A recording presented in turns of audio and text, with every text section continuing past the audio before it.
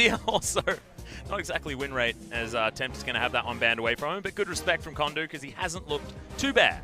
And it's one of those awkward games where, you know, if you're asking the coaches, when you have two teams that aren't winning, what do you ban? To some degree, you can go to, you know, the win rates and say, oh, obviously it's the Alistair from Secret. He's 4-2. They don't pick Alistair when it's up because they go for Tom Kench. That's a very bad record for Secret to peel for Soul. That's their usual game plan, is to play around Soul. You notice a Jhin ban on blue side, one of Soul's traditional non-hyper carry picks. This also further condemns Kongdoo, or at least encourages them to go for a hyper carry scaling comp. And if they lose the early game, from there it's not going to be able to be put to much bear. So that's what BBQ are thinking, banning away the Jhin. So far, it's just high meta stuff from Kongdoo Monster. We'll see if there's any targeted things towards BBQ, and there is a targeted thing. Ignar, the resident playmaker, he will play Rakan even when Xayah is not available. So they ban away the Rakan, and I feel like BBQ and Afrika are the two teams where you ban Rakan, respecting their playmaking support. Yeah, exactly. But Olaf is available, Sion is available, Galio is also available, and despite the fact that he has copped a bit of a nerf to those Winds of War, it was BDD showing us that he's still pretty ridiculous, getting an MVP yesterday. Speaking of, Olaf is available. Exactly. Like, that was the first on the list, and that's just going to be picked up straight away. Means that Roach should be able to grab this flex pick Swain, which is so coveted on the red side. Yeah, it still is going to be power for power, but I think Olaf trumps almost any champion. Yeah, look at the bans here. I would rather Olaf ban than all 6 of the champions that were banned because he is ridiculously strong, but there are ways around him. And if they can't play around an invading jungler, we know that Zac, teamfight-wise, is going to have a very happy time. So Kongdoo already have 2 very, very tanky people. So if you get to the second round and don't see an AD carry, you best be banning hyper carries because Soul is ready to go. Well, everyone's flexing as well. If this Sion is going to be locked in, BBQ will have flex options of their own.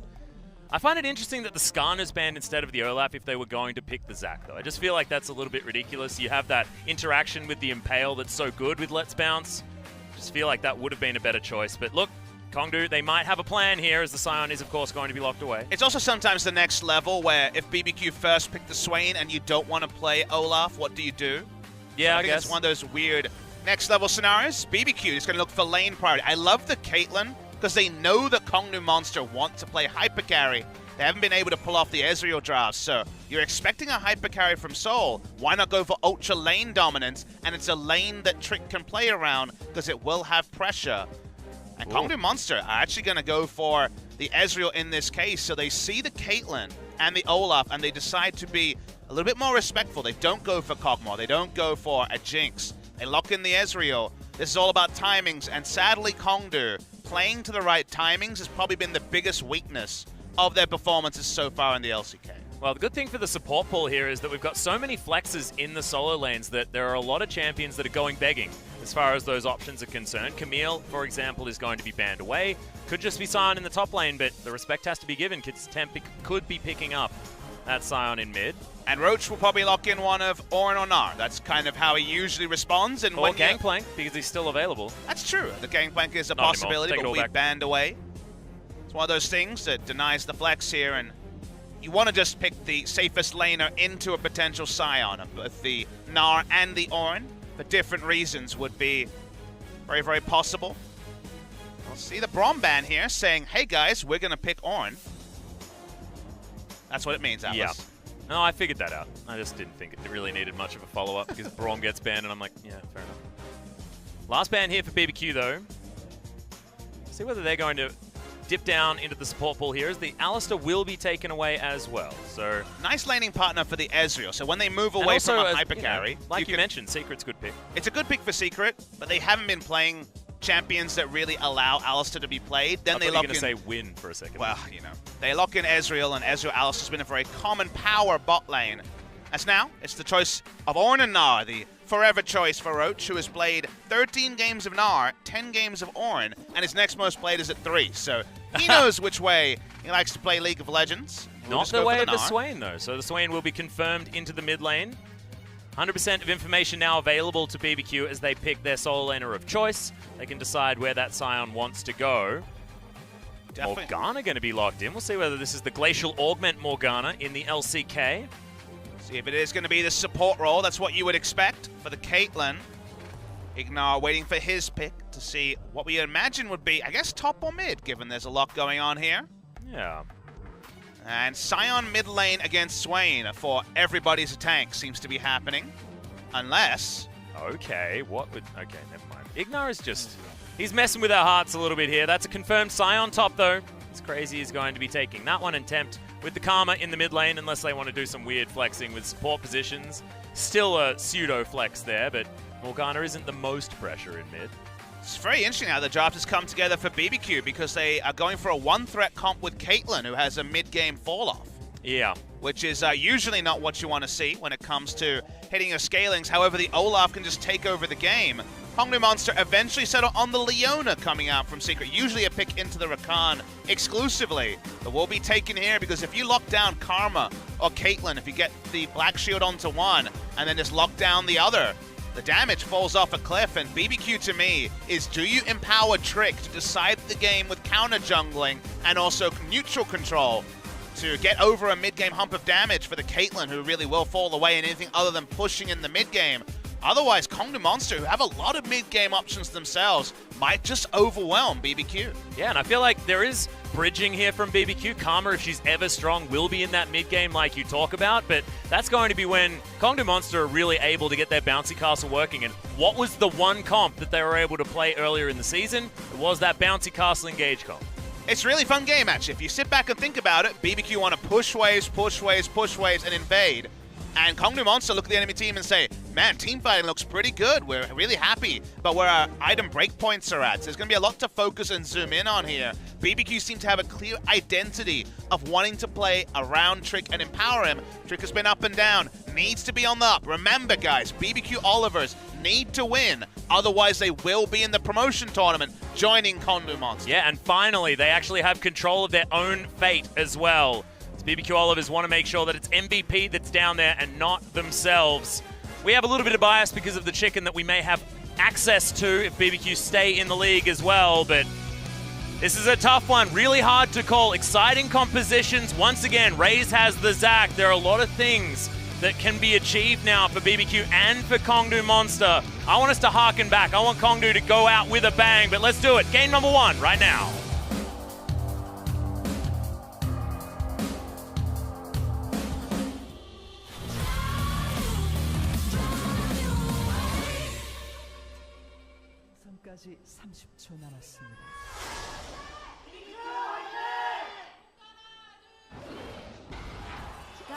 All right. Well, Dark Binding is going to land already. Secret flashing. They are going to trade it through the flash forward, and that's going to be Ghost picking up first blood on the Caitlyn. Yep, it's 50 seconds into the match. I'm already yelling, is this LCK, Papa Smithy? This is Hyphy Atlas because they know where their comp is strong is in the early to mid-game through Trick. And that's the thing that happens. If you walk up too far in the river and think you can flash away, there's no getting away from the axe spam. You're dead. So very nicely chased there by BBQ. Different type of playmaker for Ignar. We know he loves the initiation. Finds a champion with range this time in the Morgana. They get the ward, and they now know on both sides the exact pathing of Raze. They're picking a limited win condition, but damned if they don't know exactly what they're doing at level 1. And they know exactly what Kongdoo's doing, and that's the best thing that you illustrated here. Raze is going to be caught out every single time, and Trick will know that he can just hang around, wait for that red buff to be taken. He might even just go red to red here. Who knows what's going to happen? Definitely has all of the options. That's what is implied when you have Olaf into Zac. We're on patch 8.5 with Kai'Sa enabled, guys, if you're wondering. So we're actually further in the future than the NLCS for once in a while. As we get the Kai'Sa available, but not going to be locked in probably till 8.6. Yeah. When her range gets a little bit buffed. Oh, she's really good on 8.6. Oh, yes. Funnily enough, still not available on other regions, as right now 8.6 is only in Korea. I believe EU West updating soon. What was that, Ignar? That was him curving a Dark Binding. Oh my goodness. He's actually going to go for the Airy here, so not going for the Glacial Augment, for the Spooky Ghosts build that we've been seeing elsewhere. I think for the first time it was over in EU LCS. I like Temp's going to be a jerk. Oh, wow. That's 50 gold. He got 5 of them. The dream. Wow, that's really depressing for Raze. Raze having a real rough time, and he's being discovered absolutely everywhere. That's 3 of his camps that have had wards on them in 2.5 minutes into this game. That's exactly how you want to play around the Zac. Don't want to let him have a free jungle phase. Keep tabs on him. And look at this, Trick moving into the river. We'll see whether it's just going to be Rift Scuttler, whether he's going straight forward. Very nice first purchase for the Caitlyn, who picked up a level 1 First Blood. Went for Boots to sidestep the Zenith Blade. Very nice for the laning phase against Leona. Another couple of potions there as well. So painful watching him try to jungle 2 camps there at level 2, but a little bit later in the game. It's a counter jungle from Trick, but now he knows what's up and is not interested in overextending. No, he's going to underextend, in fact. As he heads back and just checks out where Trick is, spots that he's doing the Krugs with the ward and Crazy. Oh, he's going for the Barbarian skin as well. Is there an opposite to hyperextend? Oh, we'll hold the point. Yeah, not entirely sure. The knockup is going to come in there as Crazy. He's going to wander out of the way. I think I just return to this. Yeah, there is going to be some options here as Trick. We'll see whether he picks up the aggro. Roach just bouncing around the best he can, but Crazy could be taken down here. Roach grabs for the second blood, and flashes back underneath his turret. The zombie really wants to get something here, but it's not going to work. Trick flashes for it, and he's going to pick up the 1-for-1. But if I'm Roach, I'm saying worth in all chat right now. There was almost no way they could have not picked up or killed it, and yet it got close, Atlas, because the zombie would take the turret and be able to finish the kill, but they have to over-invest here. Crazy gives up his life. Trick has to flash. Definitely not a good look, and a reminder that we are, of course, fighting to stave off relegation in this series. Yeah, it looks a little bit different to our last series yesterday, but certainly just as exciting. I personally can relate to some different levels of League of Legends. Can we call the Olaf Flash an EU Flash? Well, I guess, Trick was an EU player, so absolutely. Oh, there's the flash dart binding. Ignite didn't want to miss that one. There's another axe is going to land. Trick's down here somehow. Zenith Blade is going to mean that Secret's just going on a merry jaunt. And Ghost, he wants another one. Peacemaker's not going to find it as they just give the kill to Trick. He was following up. They wanted to give it to Ghost, but not going to happen this time. And what do we talk about in the draft? It's a draft to empower the Olaf. Give him all the kills. Let him do his best Peanut impersonation, go legendary pre-16 minutes if they can get away with it. Because all their advantages in this game, until Caitlyn hits 3+ items, are going to be around Olaf's invading. So regardless of what happened top lane, ignore it. Love the fact that he just loads up and goes bot lane. And that's the advantage of having a player who's been around the block, Atlas. This guy, a 4-time EU LCS winner, a 2-time MVP, has had enough experience to shake off some of the poor performances he was under criticism for in the past. Nice little stuff from Roach. Yeah, that was never over the queue. Yeah, there was never any doubt of the pedigree of the players on the side of BBQ, as I'm just going to ignore the action in quotation marks up towards the top side because they're just going to hit each other as often as they can. And yeah, it's more about BBQ not necessarily being able to coordinate just yet, not quite having the play patterns down, not having the cleanliness of a lot of our other teams. What does that mean when it is the 18th best of 3 of the season? You would have thought they would have got there by now, Atlas. That's the... Yeah. I mean, that's what we say after the 5th match. After the 6th match is, okay, yep, there's talent, they'll get there. They never got there, so at some point, and you'd have to say their last series of the season, we have to say that the balance is off. We've noticed it with Trick and Tempt being on different wavelengths at the start of the season, which prompted Bono to come in, but Bono wasn't the solution either. I feel like there's just not the right mix here, and they've had the high highs, but in a double round robin best of 3 league, they just haven't been able to put together performances with this roster, and something has to change, because relegations is far away from the significant investment BBQ put into their League of Legends squad this season. Well, we'll see whether they can go out with a bang and at least keep their hopes alive for a summer split. You're right, it is pretty sad times. When you're losing as much as BBQ were sort of towards the middle of the season especially, it is hard to keep yourself positive and keep learning effectively. But, yeah, there's only so many excuses that I can make as the glass half full play-by-play. That was actually maxing Tormented Soil, going for the push, push, push. We almost never see this after the Gold Generation nerfs to the Frostfang line of items.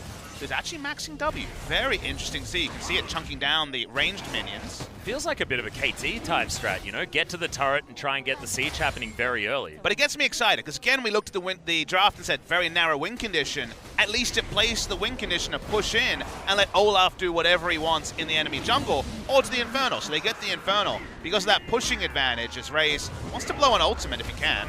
Yep, and the Ragnarok is going to come down. So you're exactly right, Trick is going to use it. Raze now has a little bit of control here in the jungle, but there's just not a lot to take. As Trick might be a little bit greedy and head towards the Croc camp. Not going to be followed by Raze, however. Ghost throws down a cheeky ult. Does a lot of damage there as the BF sword has already been picked up. Almost said beef sword, and that almost makes sense here, given how early it was. I know you're on a diet, Atlas, so you got food on the mind. Oh, I certainly do. Oh, I don't know if they sell beef swords, but they sound tasty, so I whatever. know. Can we change every item into a food? Maybe that can be our thing. That's your job, Atlas. Mm-hmm. I'm the humble analyst here, so they want to kill Secret. Well, he's going to get Dark Bound, and Ignar's just going to walk forward Black Shield there, meaning that he's not going to get stunned, and another Zenith Blade, pretty suicidally thrown forward. He knew that there was no options for Secret. And Ghost, 1, 0, and 2. Even Ignar picking up some kills. This bottom lane from BBQ feeling great. They're feeling great. They're going to keep pushing as well, and we're waiting for the crazy teleport bot lane to unlock Caitlyn to roam, because we always speak about the trough in power that a Caitlyn goes in mid-game. That's only a trough when we're talking about team fights. If he has Static Shiv and a BF sword, turret's going down, and the harass and the safety with both the net and the traps is very high. That's the game plan they've gone to. So far, they're playing to it, liking what we're seeing from BBQ in the early game, apart from Crazy's over-exuberance around the top lane turret. Yeah, I think, but the plan was good. The idea was good. The execution was awful. Oh, just garbage. Absolutely terrible. However, they had the right idea, and you have to say that a lot of the time my mom tells me it's the thought that counts when I get her a terrible birthday present, so... I don't know if that counts when you're in the relegation tournament, Atlas. You feel good then still? Well, I mean, if they're still going to win the game, I guess. Oh, it's tricky. It's tricky. We never want to lie to the fans, and BBQ, they've got the names. I had high hopes for this team. I thought this team could be somewhere between 5 and 7. And so for them to be at most 8 and probably, a very real chance of 9th is definitely below expectation, and they haven't really been able to string anything together. It's been the very fleeting dreams of beating Kingzone and SKT rather than the 4-0 loss to MVP. Crazy just yells about his wave clearing. Gets a Soul Furnace hit onto Roach as well. Very nicely done. Trick is still monstrously strong and would love to pick up the newly buffed Cloud Drake that we are so excited about. Yeah. In fact, Infernal into Cloud feels brilliant here. It just gives you more movement speed so you can run around the map and hit people with your more power. All I'm going to say is I'm sure some casters are hipster and we were fans of Cloud before. It was bad before, but it's really good now. If you're ever going to fight, it was bad. I mean, if you're just going to rotate away from your opponent, it was good for Skarner. It was great. It was good for Skarner to get his ult off, but apart from that, it wasn't fantastic. Yeah, you're right. You can be hipster about many things, but I think Cloud Drake is off the list, I'm going to say. Okay, fair enough. But I'm allowed to like it now? You are. I'm a huge fan of movement speed. I think movement speed's brilliant. Who knows if there's a couple. When there's 3, I'm going to let you go full into analysis. I'll play by. Oh, yeah. Brilliant. Crazy going to continue farming things. I don't know why we're even looking at the top side of the map. Just going to be a bit of a farm fest. Being won by Crazy, given the fact that that dive did eventually pseudo work out. Ray's looking for his gank opportunity, and with Control Ward there, he's unseen. BBQ should be playing pretty carefully, and thankfully Black Shield is there. His Edge is going to land the snare as Trick runs through. They get the Demonic Ascension. It looks like that's all they wanted. Still a significant cooldown compared to previous Swain iterations. Quite long, especially at level 1. Flash would have been delightful, but Swain can just ult, and the chances of killing him were as the Karma and Olaf was 0, so they will rightly disengage. I feel like this is great for Tempt as well, though, because that Demonic Ascension is the only kill threat that Edge will ever have against the Karma. So now going to be absolutely fine, pushing relentlessly, and what did BBQ want to do? Push relentlessly. At the end of the day, against a Cleanse Flash Karma, I think anything could happen in the 1v1, and it'll be impossible for Karma to die, unless the turret was doing a significant amount of damage. Well, Edge did just hit him with his full combo, in quotation marks, and did an Inspire's worth of shield damage. I mean, he's got mostly gold spent on mana, so at the end of the day, damages, high base, but not registering through the Merc Treads, as I imagine Edge is going to take a lot of inspiration from the build coming through from good old BDD yesterday, going for the similar build into the Abyssal Mask. We'll see whether he tower dives quite as much as BDD did yesterday as well, because that was certainly exciting.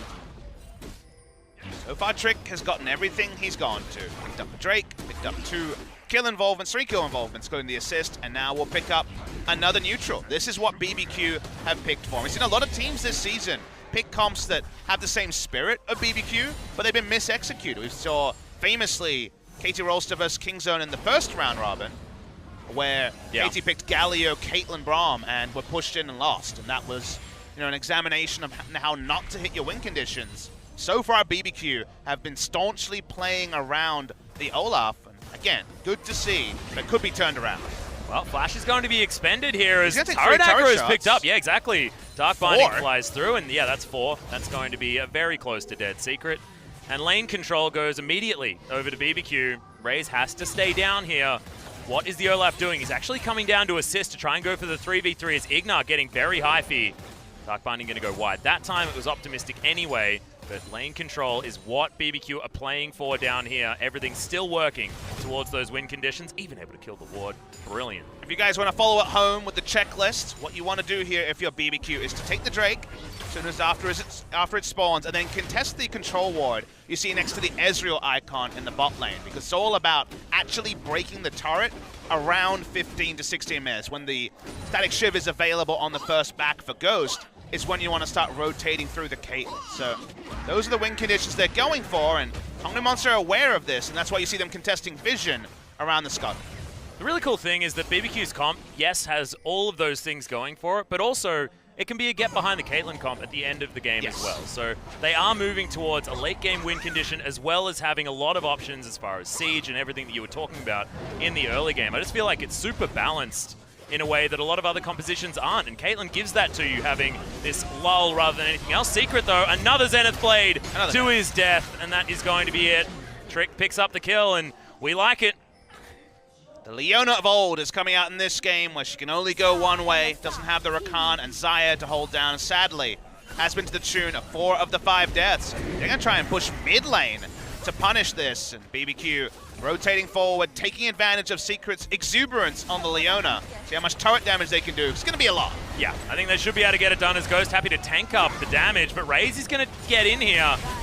Having a black shield is really handy. It means that Ghost was playing super far forward. Even the Rift Herald almost able to take down that turret yet again. And another minion wave, if that goes down, I think BBQ should be able to grab that turret if they want it. Yeah, Raze falls really low, but seems like Ghost and Ignar are about spending their gold rather than going straight to the Drake, so can't contest Vision, take the Drake, and spend their gold. Those things can't happen at the same time, so like we mentioned, the pushing build is now complete for the Caitlyn. They haven't quite crashed a turret, but the push is on for them, and Kongdoo Monster, it's all about scaling, and to respond to your point where you're talking about a very balanced comp from BBQ, it's balanced in a way in that the early game, very powerful. The late game, pretty damn powerful. But the middle, Atlas, the middle is not balanced. The balance doesn't actually go there. There is still a trough. The mid game is going to be outclassed by 2-item Ezreal, and also, honestly, Edge with an Abyssal Mask and whatever else he can piece together. So there is still going to be that big window for Kongdoo Monster to move into Ascendancy. So I understand what you're positing here, but 2-item Ezreal is something we always talk about. Super cheap build. Has gone for the Trinity Force this time. Means the oomph of the 2 items is even higher. Yeah. And I guess what I'm saying is that if they don't manage to snowball the early game to a mid-game victory, potentially, because you can get super far ahead with a comp like this, despite losing this second Drake. Cloud is going to go down for Kongdoo, giving Raze a little bit more movement speed around that jungle. But yeah, if they're able to get themselves super far ahead, then that's great. But if they're not able to close out the game and still get an advantage, the late game still looks okay. Yeah, there's a fallback pattern that probably wouldn't have been there for this comp on patch 8.4, where if that mid-game led to a Baron for Kongdoo Monster, you'd probably just straight up lose because of the power of the ban, and that's been dialed down in patch 8.5, no longer stacking buffs with the Hand of Baron and also the Banner of Command. So there is definitely a glimmer at the end, but losing the mid-game onwards can be very, very painful. Still, we're talking mostly in theory. A Cloud Drake was picked up by Kongdoo. They're feeling very good about. BBQ still looking to break that first turret, and very frustrated that mid lane is still up on the map. Yeah, Secret been throwing a lot of wards into this top rush, giving Raze entrance to this bottom lane. Ignar takes a lot of poke, actually, from Solon, with Black Shield now on cooldown. BBQ playing very respectfully and moving their way back. Elastic Slingshot not going to come in, as that was an odd ultimate coming out from Secret, but they're still able to grab the kill. That was a very strange passage play. They did get the kill like you mentioned, so we'll go results-oriented and say good job. But BBQ will not be losing their turret for this. Tempt is already on the roam. Yeah, making his way down here. Raze still manning this 3-man. They're going 1-1-3. That mid lane has to be defended, so Trick and Ignar, we'll see whether they can actually do some work here as far as the wave clear, Ignar will have another puddle that he can pop down. And turret dive here is not guaranteed. Yep, Black Shield going to be flashed out of the way of the Stretch Armstrong, and now Ragnarok has come down. Really good sidestep there from the ult coming down from Sol, who's trying to get out. The red buff not going to be enough to take him down, and Trick going to be the first casualty. Crazy, just a little bit too late. As now Tempt, he's moved in, should have a Q at least to be able to grab the kill onto the Zac. Now Crazy wants to get in there, Sol, he's backing, does have a control ward. Oh, that was a cute little Roar of the Slayer, could have been an option, but doesn't actually find him. They actually end up losing more here to the side of Kongdoo Monster. They invested a teleport, but they also lose control of the bot lane. Caitlyn and Morgana can push in, and BBQ going to push through the mid lane as well. So potentially, when it comes to structures, going to take a very deep disadvantage. With Swain showing up full health, that won't be in the mid lane.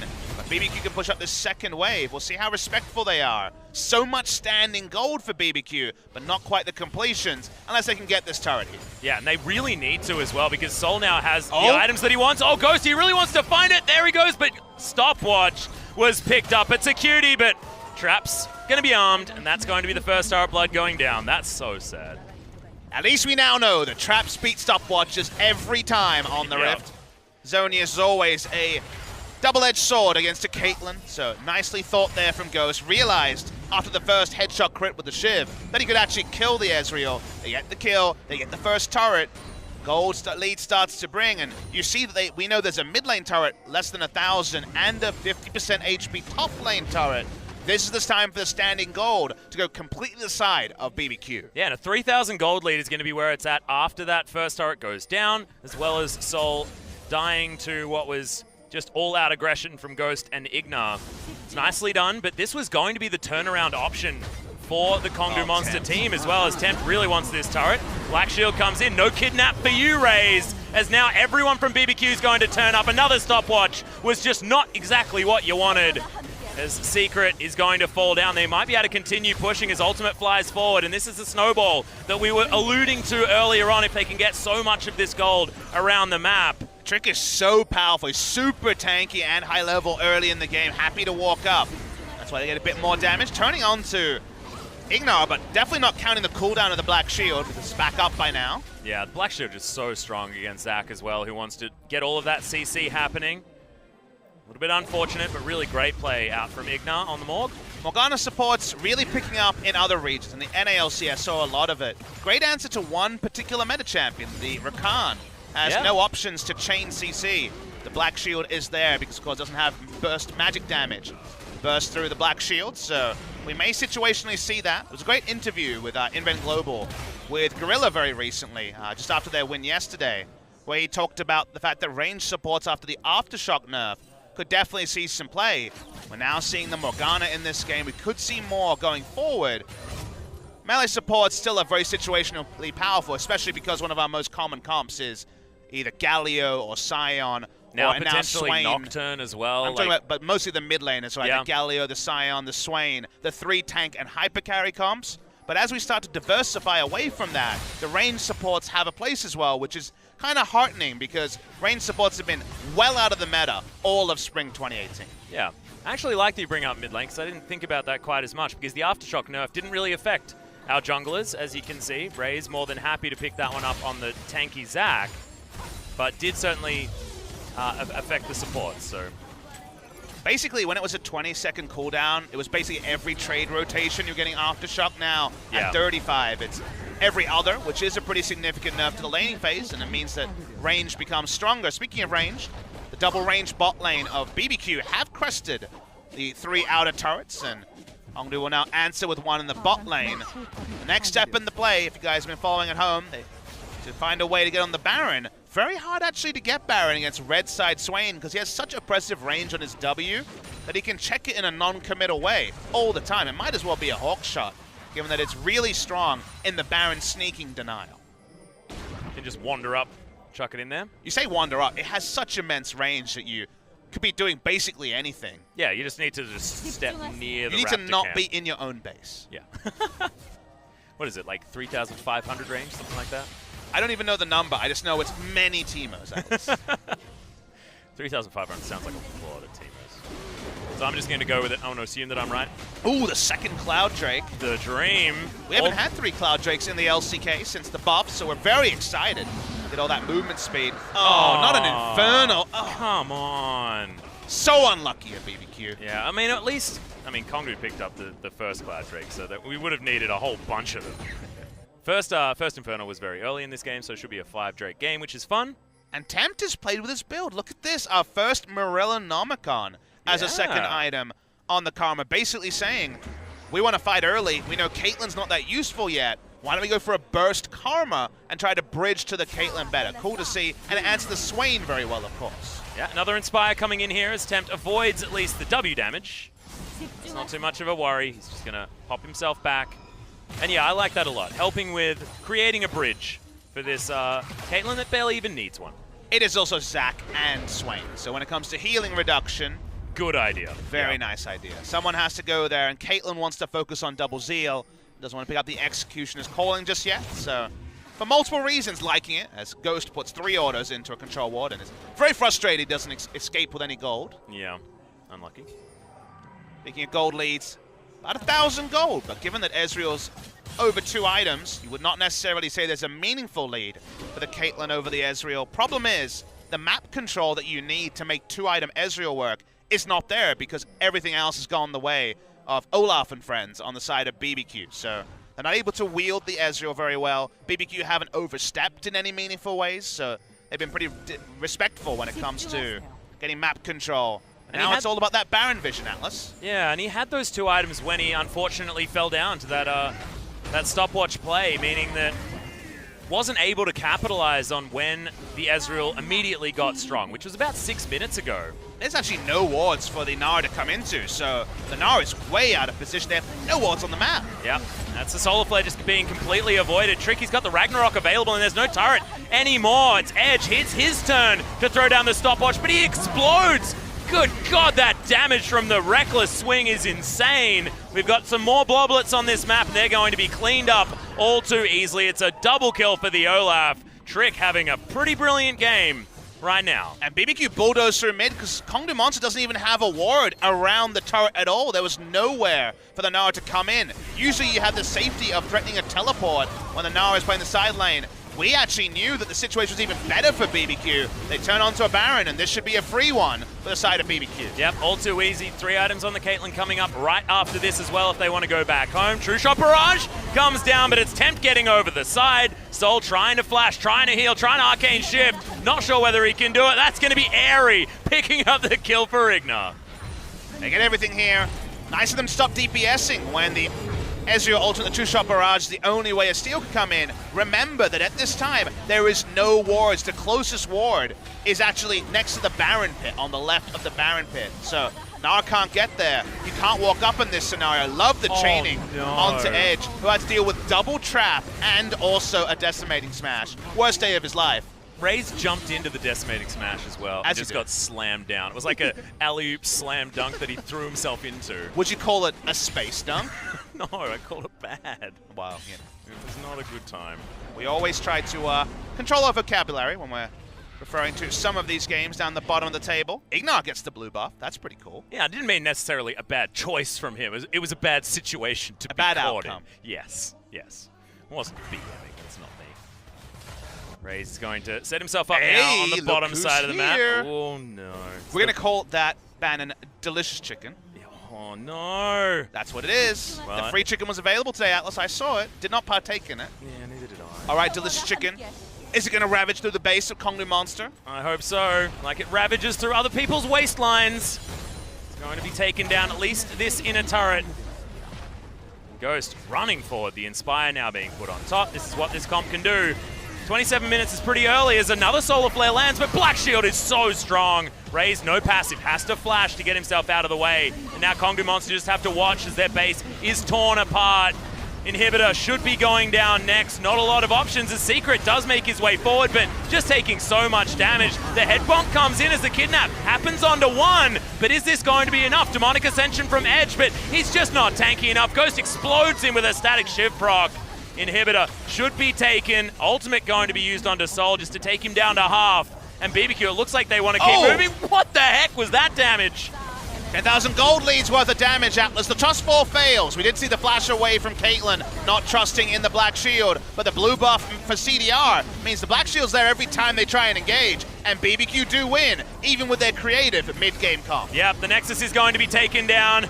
Even a cute stopwatch on the fountain. That was not even close, and BBQ, they definitely do not want to be relegated today. Now, if they win this match, MVP will have to upset SKT, or MVP will be going down to relegations. First sighting, though, great play from BBQ. You look at the draft, the sort of draft they would have struggled with at other points in the season. They fire at the right time. Kongdoo Monster, unfortunately, not able to actually make something of their 2-item Ezreal, and a very well-deserved victory and a well-played victory for the side of BBQ. Yeah, and I felt like the drafts were both good on either side, but it was just so well executed by BBQ, understanding exactly what they needed to do in the early game in order to make the mid-game approachable for their composition. Because otherwise, it would have been Kongdoo sitting back. If they had some turrets left over, none of that standing gold going down, they could have had a real push in that stage of the game. It's the first time all season they said, Trick, you're the one. Take the reins. You're driving the train. We're going to set up entirely around our invading jungler. And Trick said thank you very much and ran away with the early game. It was all decided through that, and by the end, they were just dotting I's and crossing T's. Too easy for BBQ. Yep. Black Shields also need to be mentioned. I mean, both of our Koreans coming back from Europe played a brilliant game of League of Legends because the Morgana, just the pick in general was fantastic. This time around, it's also very ballsy to go for the puddle start as well because you don't have a lot of lane pressure. Still did it, relied on the Caitlyn having that first blood, that first invade was genius as well. A lot of options. Actually took it level 2, but got that level 2 extremely fast after the first blood experience that they gained.